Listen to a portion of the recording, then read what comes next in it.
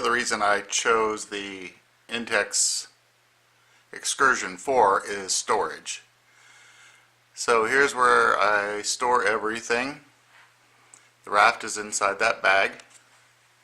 Doesn't take up that much space and I can lift it down. The top, which currently is, I should say the floor, which is on top of my Forester right now, is stored on top of this. And if you've not seen one of these, very handy to have. You can see I've mounted the seats to hang off the ceiling when I'm not using them. And I'll show you how this thing operates where I store the floor. Okay, this platform raises and lowers. There's a hand crank, or this model, which is, you just took it up to a drill, and as you can see, it'll raise very easily. I store the floor of the raft here. Here's the oars.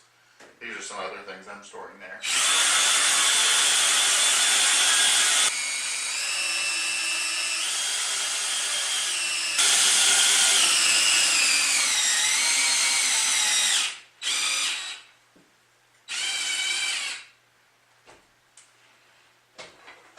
Then that simply unhooks and you're done. Very handy, nice clearance. Alright, the weather's nice enough, I think I can get out on the water today.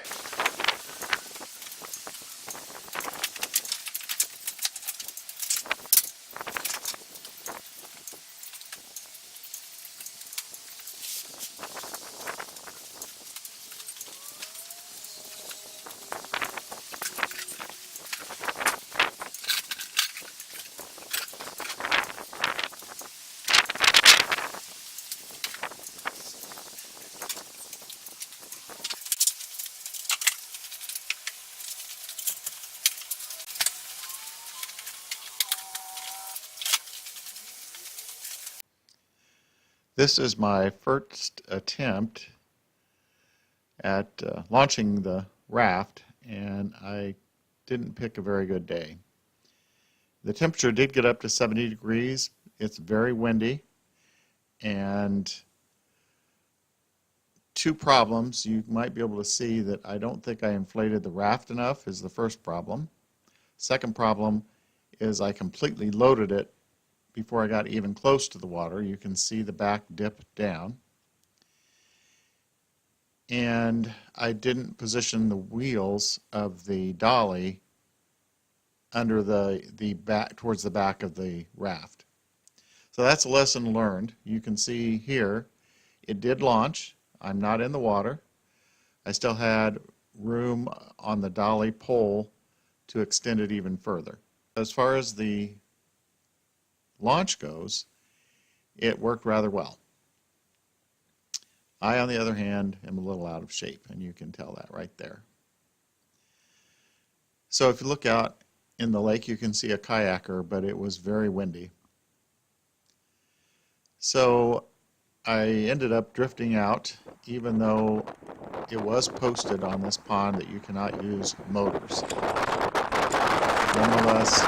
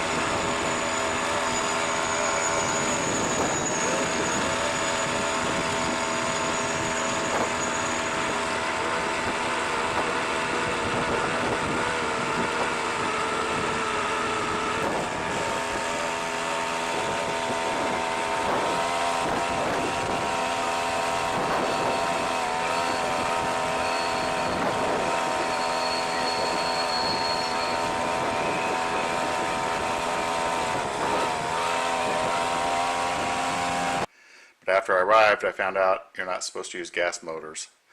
So it was very short, plus it was very windy out that day. But I had trouble with the motor being too low and getting sucked under the boat. So I noticed on the back side of this, there were holes. Here's one I've drilled out. There's a hole on the opposite side, and they're not drilled all the way through. The original ones are here. I drilled 2 new ones. It gives you the 4 points to secure this back side. But it gives me about another 3 inches, maybe 4 inches of motor height on the back of the raft. So I decided, you know what, I should share this. So I've already drilled this one out. Now I'm going to drill this one. So all you have to do is get your drill, a 1/4 inch drill bit, and I don't know if I can drill this hole out through the other side.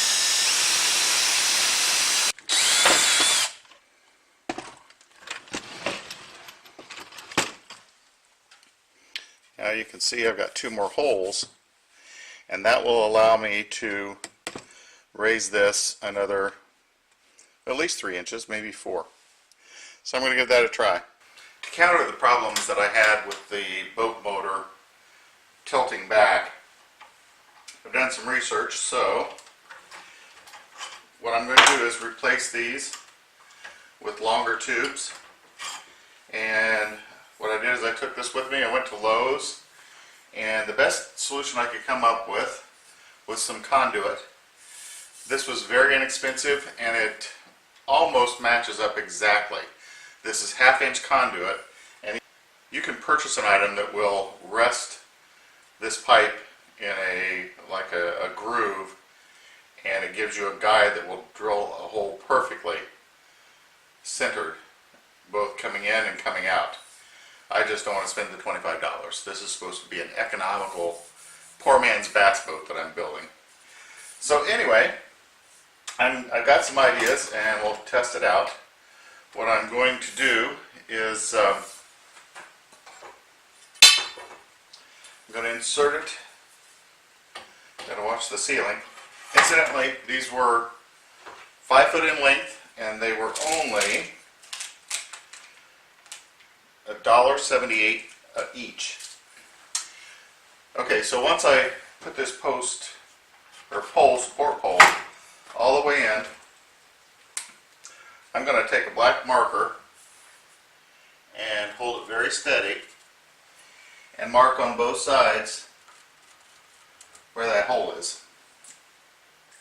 Because I don't think this has to be exact, and I could make it a little bigger hole if I need to. So I've got that pulled out. Let me move this stuff around. Okay, I think you can see, here's the dot that I put on this side, and the dot that I put on the other side. And what I'm going to do to start with is I'm going to make sure I have a good point to start.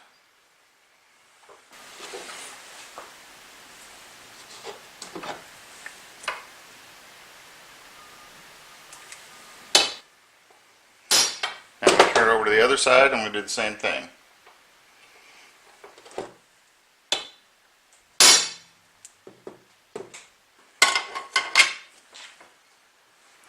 Next, I want to get this pretty much as level as I can.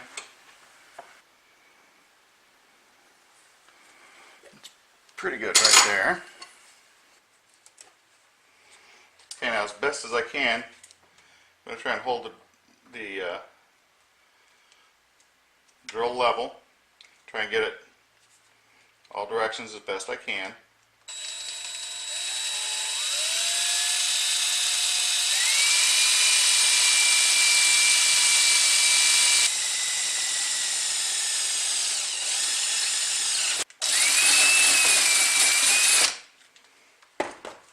Okay, that's side one.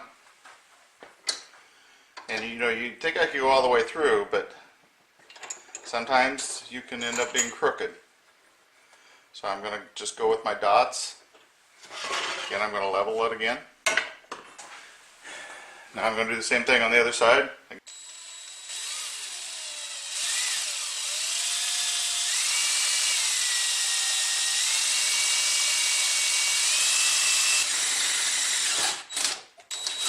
And now you can see I've got it all the way through.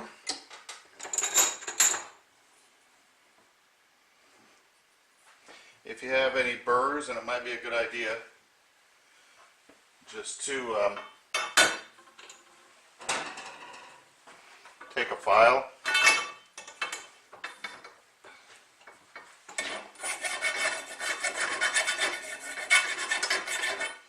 These holes are pretty clean, but I certainly don't want any sharp metal in my air-filled rubber raft. I'm going to test the pin, make sure it fits through. A little tight. So what I'm going to do is I'm going to put the drill back in and work it around a bit.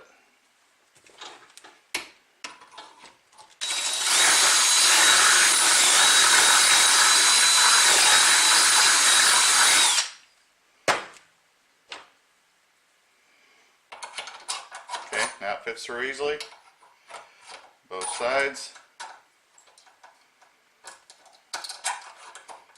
Okay.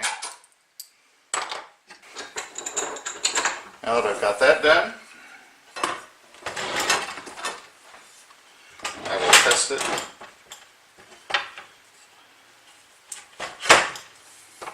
Again, my pen.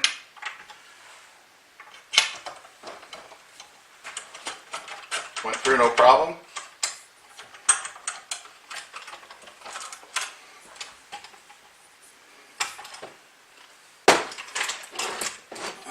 Now instead of just having this short point going out, now I've got 5 foot, and I'll show you how I attach that to the raft when I set that up. So I'll go ahead and drill out the other one. Again, I think that's going to make it much more stable. It's going to hold that motor out of the water just perfectly. Unfortunately, I'm not going to be able to finish the video today. I've got a vacation scheduled for Florida, and I'll finish it as soon as I get back. I also will update this video on this lucky fish finder, and actually it's going to work out better than I thought, and for very little money. I think the depth is going to prove out to be pretty accurate, and once I catch a fish, I'll know if the information on the fish is accurate. I'll let it swim underneath it while it's still on the line. I'm looking forward to getting the raft project finished and evaluate the Hangkai 3.6 horsepower outboard motor. I hope you'll consider subscribing, or at least keeping up with my adventures with this project and this boat motor. And I'll continue to add little segments with repairs and different glitches that come up. I think I've corrected the glitch with the motor jump. So anyway, hang in there and keep watching, and I'll get back from vacation and I'll get this out on the water and show you how well it works. Thanks for watching.